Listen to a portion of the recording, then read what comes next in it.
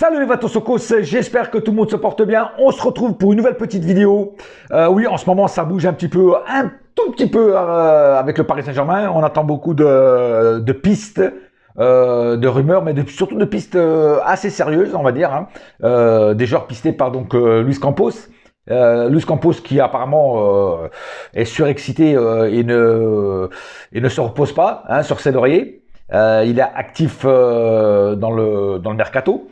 Alors, par contre, il y a un truc que je ne comprends pas, c'est que on ne sait toujours pas qui va être le coach du Paris Saint-Germain, si c'est Zidane, si c'est Galtier, si c'est quelqu'un d'autre. Et, Luis Campos fait quand même son petit marché et contacte des joueurs et achète des joueurs, même si aucun joueur n'a encore été confirmé par le club. Mais c'est ça que je pose la question, c'est est-ce que lui sait déjà qui va venir et il est déjà en train de parler avec le nouveau coach du PSG et le coach est en train de lui dire écoute, tu vas me chercher celui-là, tu vas me chercher celui-là, tu vas me chercher celui-là, ce qui peut être ça, ce qui peut être vrai. Ou alors il fait des achats à l'aveugle et puis après le prochain coach qui viendra, il faudra qu'il s'arrange avec ça. Ce que je trouve bizarre, parce que s'il doit avoir une entente entre bon, même si c'est pas un directeur sportif, il a été plutôt considéré comme un conseiller sportif, mais bon, on va quand même l'appeler directeur sportif. Si le nouveau coach doit s'entendre avec le directeur sportif, bah, il faut déjà que le coach soit là. Mais comme je te dis, à moins qu'il travaille en sous-marin avec le nouveau coach, que lui il sait déjà qui va être le nouveau coach, et il travaille en sous-marin avec lui, écoute, moi je veux celui-là, donc tu vas aller les chercher. Je ne vois que ça, parce que sinon je ne comprends pas la stratégie de Luis Campos d'acheter des joueurs sans l'accord du nouveau coach. Voilà, après on verra ce que ça donne. Bon, maintenant donc les pistes qu'il y a, avant de dire les pistes qu'il y a, et avant de parler du dossier principal de cette vidéo, je voulais mettre aussi un petit coup de gueule, un petit, hein, sur certains supporters et sur certains commentaires de certains supporters que je vois sur les réseaux, Facebook, Instagram, enfin tous les réseaux, des gens qui ne sont jamais contents de ce que le PSG va chercher, que ce soit des joueurs, que ce soit n'importe quoi, des coachs, ça comme ça. Alors non, on veut pas de Zidane parce qu'il est Marseillais, il est trop Marseillais. Non, on veut pas de Scamacca parce que c'est un petit joueur. Il joue dans un petit club. On veut pas c'est pas avec Vitinha qu'on va gagner la Ligue des Champions. Enfin bref, j'en passe et des meilleurs. Les mecs, quand c'est trop bling bling, vous n'êtes pas content parce que vous dites que les mecs c'est des mercenaires et ce qui est la plupart du temps vrai. Quand on va chercher des joueurs normaux, c'est-à-dire pas trop connus ou par bling bling, mais qui sont jeunes et qui ont la rage, qui ont faim, vous dites qu'ils ne sont pas taillés pour le PSG. Donc à un moment ou à l'autre, faut savoir ce que vous voulez. Ou vous voulez des joueurs bling bling confirmés déjà, ou alors vous allez chercher des nouvelles pépites, des nouveaux joueurs qui ne sont pas forcément connus, mais qui sont très bons. Voilà. Laissons Luis Campos travailler, faisons confiance à Luis Campos, parce qu'il sait ce qu'il fait. Il sait ce qu'il fait. C'est un professionnel, lui et Antero Henrique, ils savent ce qu'ils font. Laissez-les travailler, bordel de merde. Voilà. Après, moi, je comprends pas. Moi, on dirait qu'en fait, vous voulez en fait des noms. Voilà, Pogba, Dembélé, voilà, encore des mercenaires qui vont venir à Paris juste pour la thune, parce que ces gens-là, la plupart sont en fin de carrière, et même quand ils sont pas en fin de carrière, comme Pogba et Dembélé, qui ont encore quelques années devant eux, c'est des joueurs qui vont pas venir pour l'amour du club, pour l'amour du maillot, parce qu'à la base, ces mecs-là ne sont pas, comment dire, ils sont peut-être parisiens parce qu'ils sont nés à Paris, mais ils sont pas parisiens du club du Paris Saint-Germain. Tu vois ce que je veux dire? Voilà. Parce qu'à Paris, il ne faut pas se voiler la face. Il n'y a pas que des supporters de Paris, il y a aussi des supporters marseillais, il y a aussi des supporters du Real Madrid, il y a aussi des supporters du Barça, il y a aussi des supporters de Liverpool, de Manchester United, voilà, de la Juve. Voilà, il n'y a pas que des supporters du PSG à Paris, comme partout ailleurs d'ailleurs. Tu vas dans n'importe quelle capitale, il y a toujours des supporters qui ne sont pas supporters du club de la capitale ou de la ville où ils sont. Voilà. Donc, moi, des noms et des joueurs bling bling, j'en veux plus. J'en veux plus. Parce que c'est des mercenaires. Ils viennent pas pour l'amour du maillot, ils viennent pour le chèque à la fin du mois. Et ça, on en a déjà assez à la maison. Tu vois? Voilà. Moi, je veux des joueurs qui ont faim, qui ont la grinta, tu vois, qui ont qui ont ça dans les veines, qui veulent vraiment jouer au football, qui ont envie de faire évoluer l'équipe et eux-mêmes ont envie d'évoluer. Parce que pour eux aussi, c'est bien d'évoluer dans un grand club pour justement monter encore plus en puissance. Voilà. Et donc, moi, je suis d'accord à prendre des jeunes. Et c'est ce que fait Campos. Campos, là, dernièrement, il va chercher que des jeunes. Tous les noms qui ont été cités, et que je vais un peu parler j'en parlais en moins de 2 sur cette vidéo, sont des jeunes. Par exemple, Vitinha. Vitinha, il y en a plein qui ne connaissent pas ce joueur et ils disent ah, c'est pas avec Vitinha qu'on va gagner la Ligue des Champions. Mais le mec, vous connaissez même pas ce joueur. Vous avez jamais vu un match de lui. Moi, j'ai vu parce que c'est un joueur portugais. Je l'ai vu jouer avec la Seleção. Je l'ai vu jouer un petit peu aussi avec Porto. Hein, même si je regarde pas trop les matchs de Porto, je regarde plus les matchs du Benfica. Mais justement, quand il y a des classicos Benfica-Porto, je regarde et là, il joue Vitinha, tu vois. Donc, je sais à peu près quand même ce qu'il vaut. C'est un joueur très technique, très rapide. J'avais oublié de dire ça dans ma vidéo là, la dernière fois que j'avais parlé de lui. Très technique, très rapide. Hein, et il se projette vers l'avant et surtout, il fait une chose que Verratti ne fait pas. Il tire au but.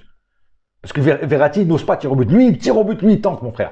Lui, il a peur de rien. Tu vois ce que je veux dire? Voilà. Donc, avant de dire que c'est pas un joueur taillé pour la Ligue des Champions ou je sais pas quoi, que c'est pas avec lui qu'on va gagner les champions, les mecs, regardez, allez sur Internet et allez regarder ce qu'il fait. Et après, vous allez vite changer d'avis. Même si, sur Internet, les vidéos qui traitent de tous les joueurs, c'est pas des références. Pourquoi? Parce que les vidéos qui traitent sur Internet, la plupart du temps, ça montre ce que le joueur fait de mieux. Ça montre pas ses défauts. Il faudrait aussi qu'il y ait certains qui montrent aussi de temps en temps, que certains fassent des vidéos sur les défauts des joueurs. Malheureusement, quand ils font des vidéos, c'est juste sur les qualités du joueur, la plupart du temps. Voilà.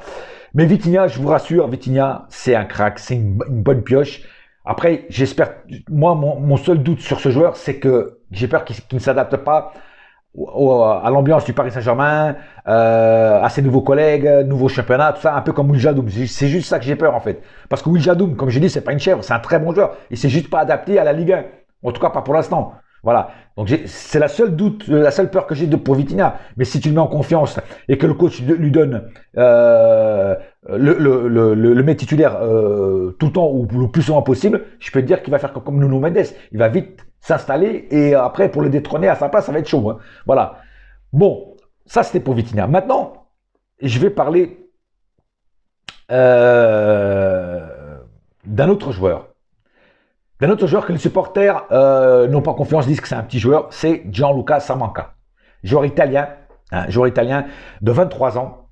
Alors oui, il ne joue pas dans un grand club.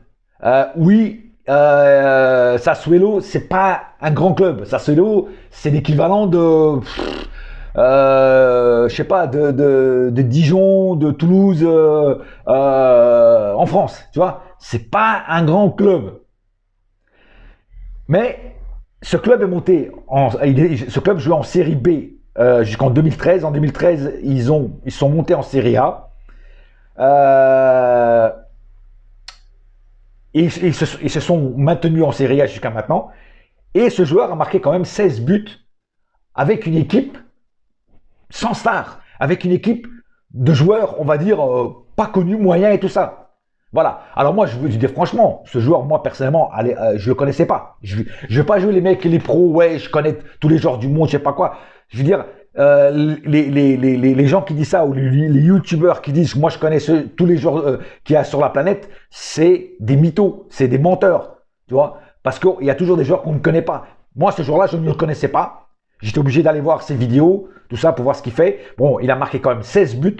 Hein, cette année-là, enfin cette année qui est passée, cette saison qui est passée.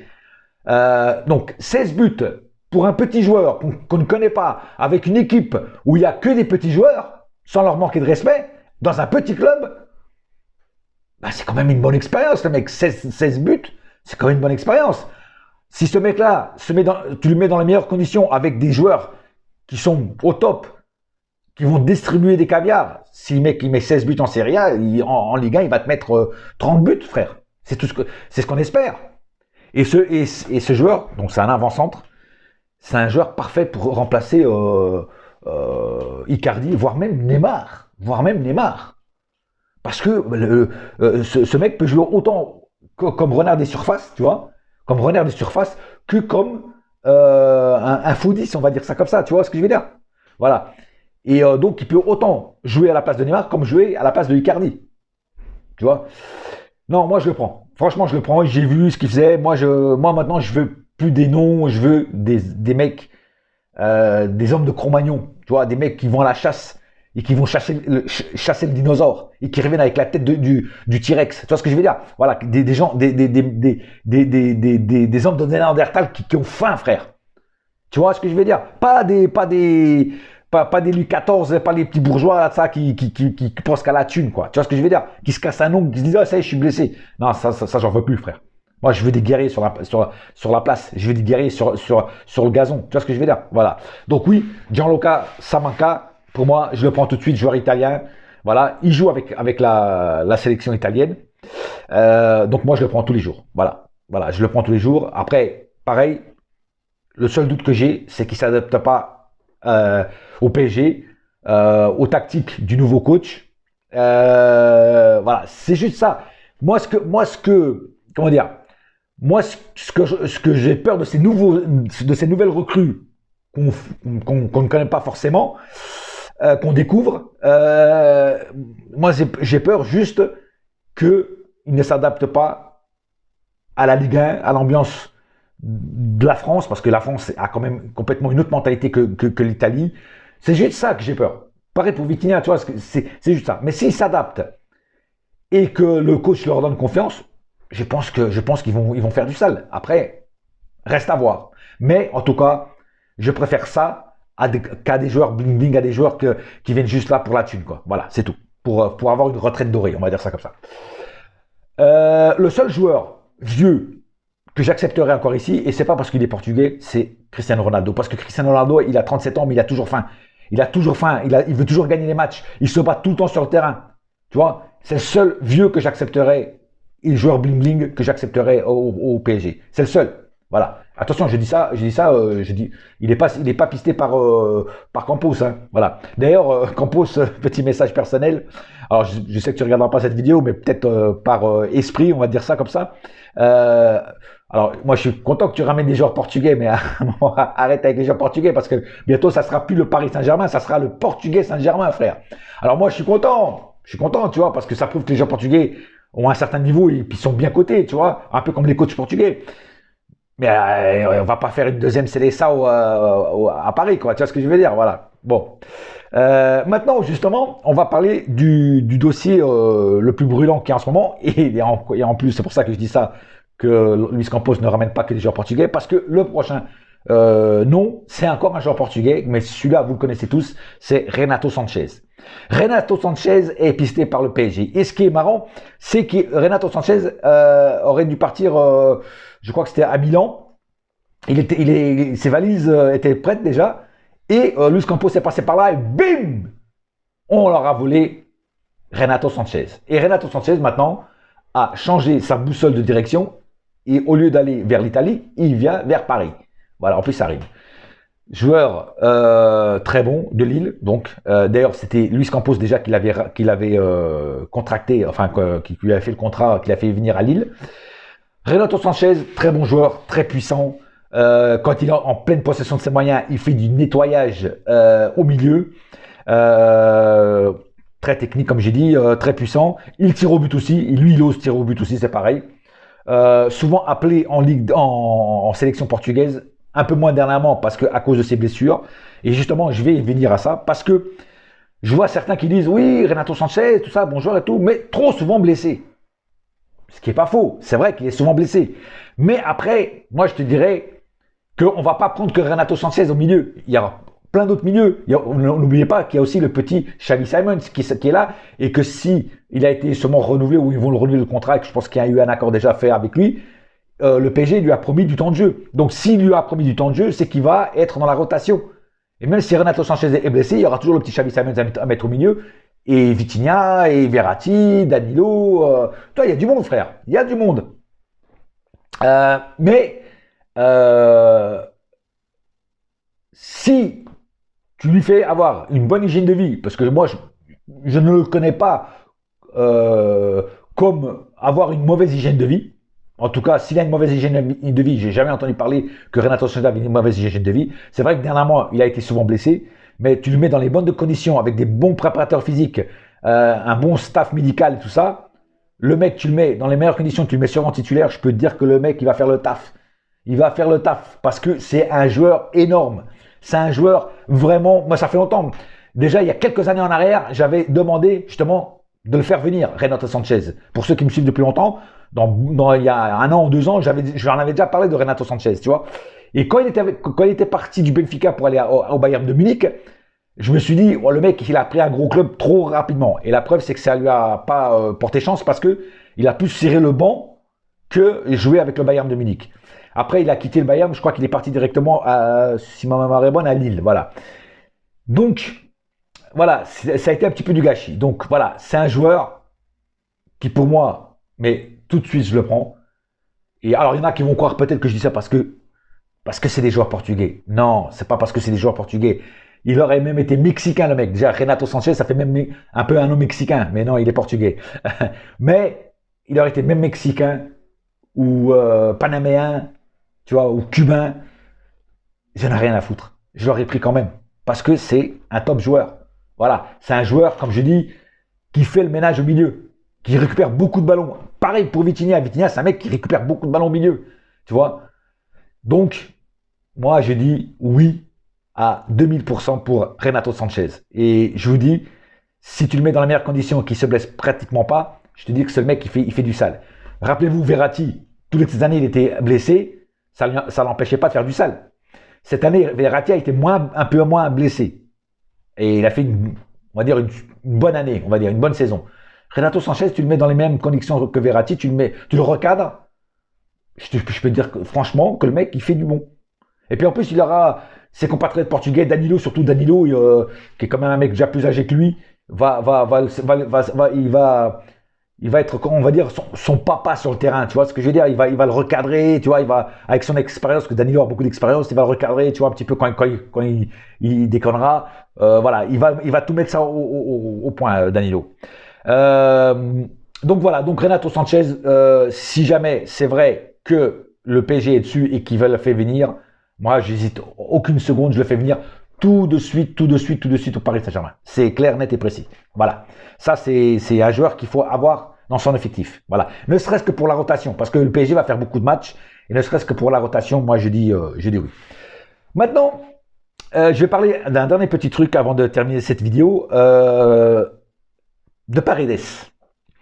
J'ai appris hier que le contrat de Paredes a été renouvelé jusqu'en 2024, a été prolongé jusqu'en 2024. Alors attention, j'en vois déjà qui gueulent, tout ça, pourquoi avoir prolongé Paredes, je sais pas quoi et tout. Le PSG n'a pas prolongé Paredes d'eux-mêmes. Le contrat de Paredes se terminait en 2023.